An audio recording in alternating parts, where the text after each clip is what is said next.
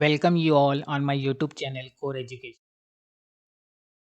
आज के वीडियो का टॉपिक है इंडेक्स नंबर। ये इंडेक्स नंबर टॉपिक यूज़फुल है F Y B com, B M S, B B I and BAF के लिए। Myself professor Z. तो चलिए हम अपना टॉपिक स्टार्ट करते हैं। तो सबसे पहले हम डेफिनेशन देखेंगे इंडेक्स नंबर। तो index number is a statistical measure design to find the change in a variable और group of a related variables.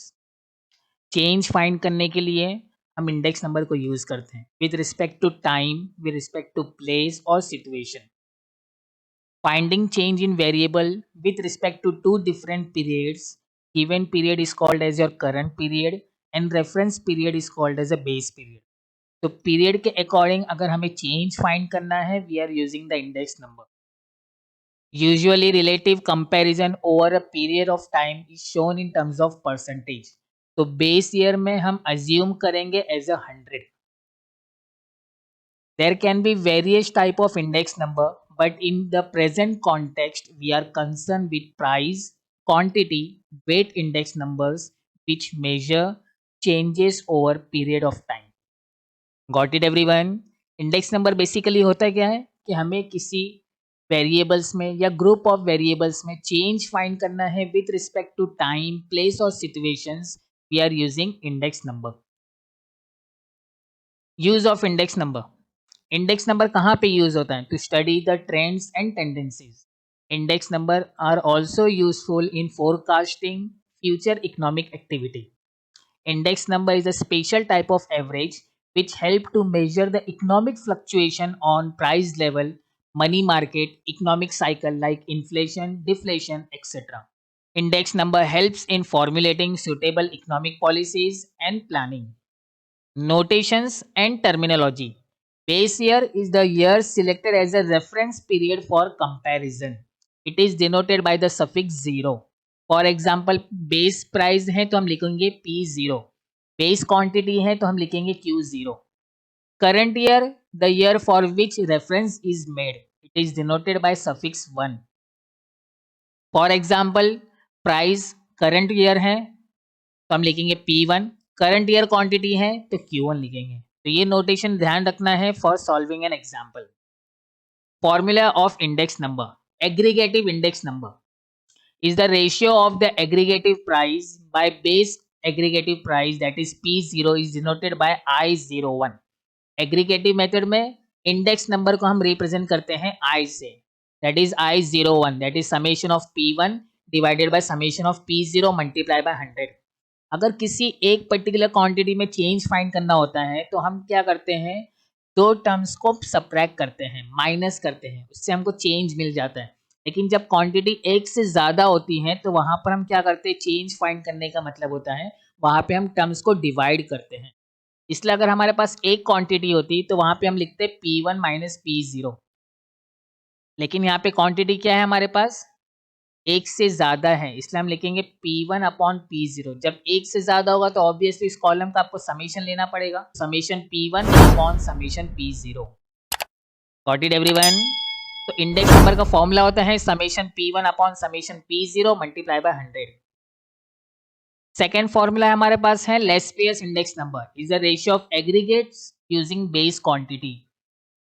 इसको हम फैमिली बजट मेथड भी बोलते हैं, इसको कॉस्ट लिविंग इंडेक्स नंबर भी बोला जाता है. अब इसको इस तरह से समझ सकते हो कि अगर आप घर पे जैसे हम राशन भरते हैं, घर में हम क्या करते हैं, सामान भरते हैं, हम महीने भर का राशन भरते हैं, तो इसमें क्या होता है, क्वांटिटी आपकी सेम होती है. जो प्रीवियस मंथ की क्वांटिटी थी इस मंथ में भी आपकी सेम क्वांटिटी होती है, बस क्या होता है, प्राइस का डिफरेंस होता है. मान लेते हैं आपके घर पे 25 kg राइस आ रहा है, तो लास्ट मंथ में आपने इसको जो है 30 रुपीज़ पर kg के हिसाब से लाया था. तो हो सकता है इस पर्टिकुलर मंथ में, करंट पर्टिकुलर मंथ में हो सकता है उसका जो है रेट बड़ा होगा या कम होगा, या 25 होगा या 30 से बड़ा होगा. तो आपकी क्वांटिटी जो लास्ट मंथ में थी सेम मंथ में भी सेम क्वांटिटी है, इसलिए हम वहाँ पे क्या लिख रहे हैं, Q0 लिख रहे हैं. So we are using the base quantity for finding a less PS index number. लेकिन जैसे ही हम नेक्स्ट देखते हैं पेस्टेस इंडेक्स नंबर, इसमें हम यूज करते हैं ratio of the aggregates using current quantity.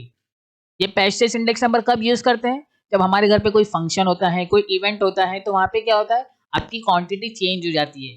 Last month में आपने 25 kg लाया था, वो हमारी जो है रूटीन जो है क्वांटिटी थी, लेकिन अभी घर में मेहमान आने वाले हैं, गेस्ट आने वाले हैं, और भी जो है एक्टिविटीज होगी, तो इसमें हमारी क्वांटिटी बढ़ जाएगी। तो हमको जो करंट क्वांटिटी रिक्वायरमेंट है, जो प्रेजेंट क्वांटिटी की रिक्वायरमेंट है, उसके अकॉर्डिंग हम क्या करेंगे, चेंजेस फाइंड करेंगे। तो it will be your ratio of aggregates using current quantity, summation of P1 into Q1 summation of P0 into Q1। अब देख रहे हो लेस स्पेस इंडेक्स नंबर में हम summation of P1 up into Q0 upon summation P0 Q0। अब देख रहे हो यहाँ पे हमारा जो टर्म है summation of P1 upon summation of P0, ये सब में कॉमन आ रहा है। सिर्फ लेस स्पेस इंडेक्स नंबर में आपको Q0 लगाना है, पेस्टेस इंडेक्स नंबर में आपको Q1 लगाना है। तो ये हो गया हमारा करंट क्वांटिटी, Q0 हो गया हमारा बेस क्वांटिटी। तो Laspeyres index number is also called as your cost living index number, cost living index number, and also called as your family budget method. क्योंकि आप देख सकते हो जो भी हम महीने भर का राशन भरते हैं उसमें सिर्फ प्राइस चेंज होती है, क्वांटिटी हमारी प्रीवियस मंथ के कंपैरेटिवली सेम ही होती है। तो next we are having formula of a Fisher's index number, it's the geometric mean और the square root of Laspeyres and Paasche's index number. It is denoted by IF, या IF के बाद यहाँ पे आप देखोगे आपको मिलेगा इक्वल टू। तो लेस्पियस इंडेक्स नंबर और पेस्टेस इंडेक्स नंबर दोनों को मल्टीप्लाई करके उसका आपको क्या करना है, रूट फाइंड कर देना है, that is a Fisher's index number. Dorbish-Bowley's index number. It is the mean of Lespius index number and Paste's index number. IL IP आपने जो प्रीवियसली फाइंड किया होगा दोनों को ऐड करके डिवाइड बाय 2 कर देना है, that is we are finding the mean of Lespius and Paste's index number। इसको हम नोट करते हैं IDB से, डॉर्बिश बाउली को हम रिप्रेजेंट करते हैं IDB से। And the last one cost living index number, it is also find by the formula summation of IW upon summation of W। यहाँ पे W का मतलब होता है वेट, W का मतलब है वेट। अगर आपको प्राइस और क्वांटिटीज के फॉर्म में अगर आपको cost living index number find करने बोला जाएगा तो वहां पर आप less space index number find करोगे, क्योंकि less space index number is equivalent of finding cost living index number. लेकिन अगर आपको वेट दिया गया है और आपको फिर cost living index number find करने बोला जाएगा तो आपको फॉर्मूला यूज करना है summation of IW upon summation of W। Got it everyone? किसी को कोई डाउट? वही हमने नोट में लिखा है, Laspeyres index number is also called as cost living index number and family budget method.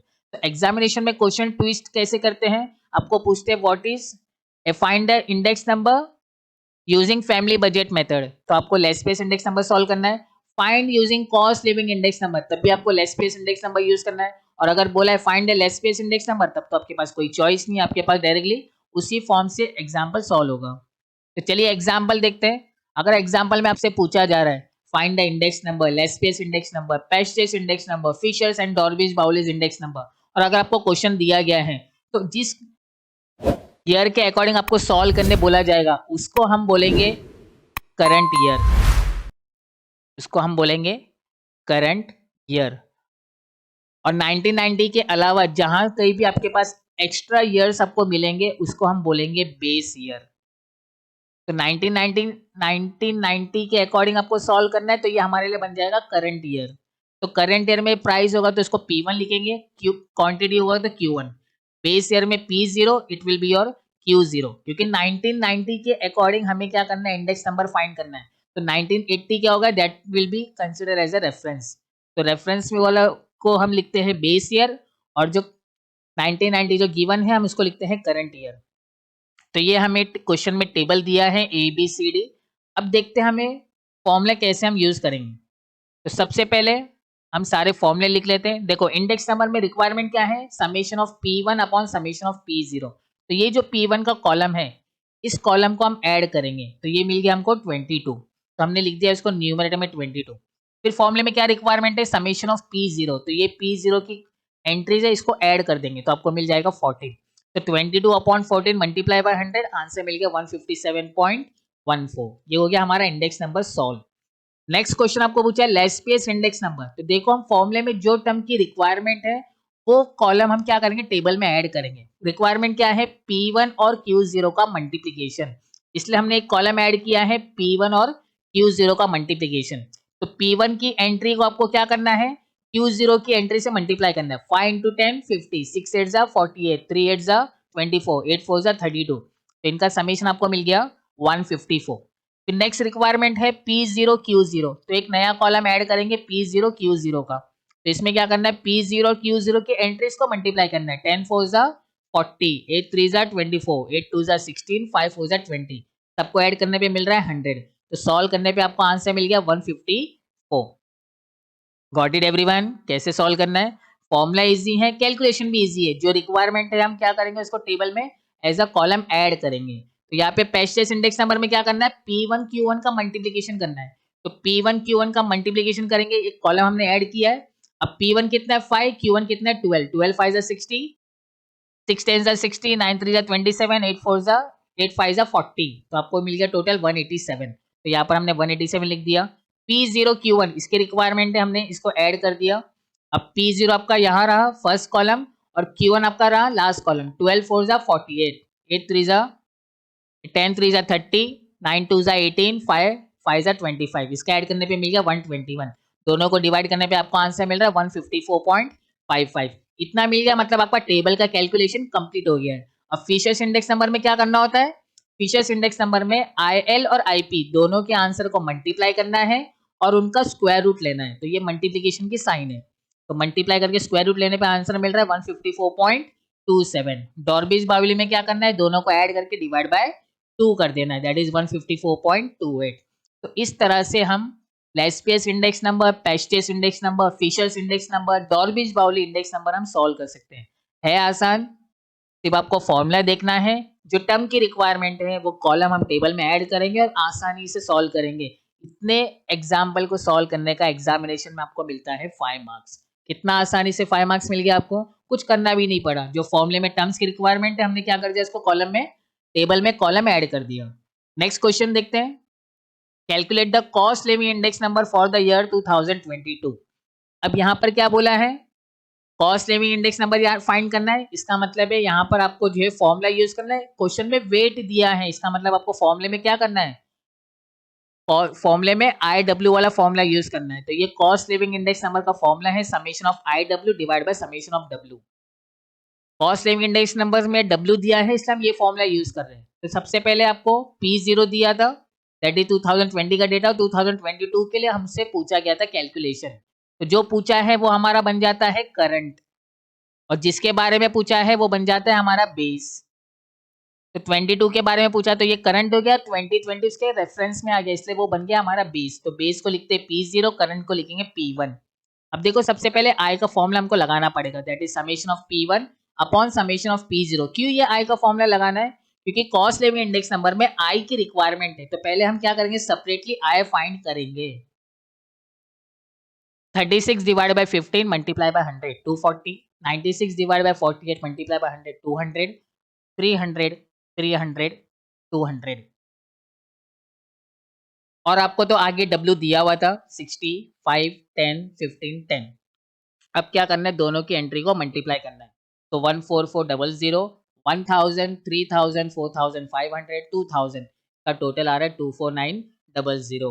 और W के कॉलम को हम सम करेंगे तो इसका सम मिल रहा है 100। तो दोनों को डिवाइड करने पे वी आर गेटिंग 249। तो कॉस्ट लिविंग इंडेक्स नंबर में अगर I आपको नहीं दिया है तो पहले हम I फाइंड करेंगे, फिर इसको W से मल्टीप्लाई करके कॉस्ट लिविंग इंडेक्स नंबर का फॉर्मूला अप्लाई करेंगे। इनकेस अगर क्वेश्चन में पहले से I दिया होगा तो फिर क्या करेंगे, हम नेक्स्ट एग्जाम्पल में देखते हैं। इस एग्जाम्पल में आपको I पहले से दिया है और W तो आपके पास ऑलरेडी है ही। तो क्या करना होगा, जस्ट I को W से मल्टीप्लाई कर देना है। तो I से W को मल्टीप्लाई करके एक नया कॉलम बनेगा। 320 मल्टीप्लाई बाय 50 हो गया 16000, 300 multiply by 10 3000, 250 multiply by 8 2000, 450 multiply by 20 9000, 260 multiply by 12 3120। तो सबको ऐड करने पे आपको मिल रहा है 33120 और वेट को ऐड करने पे मिल रहा है समेशन 100।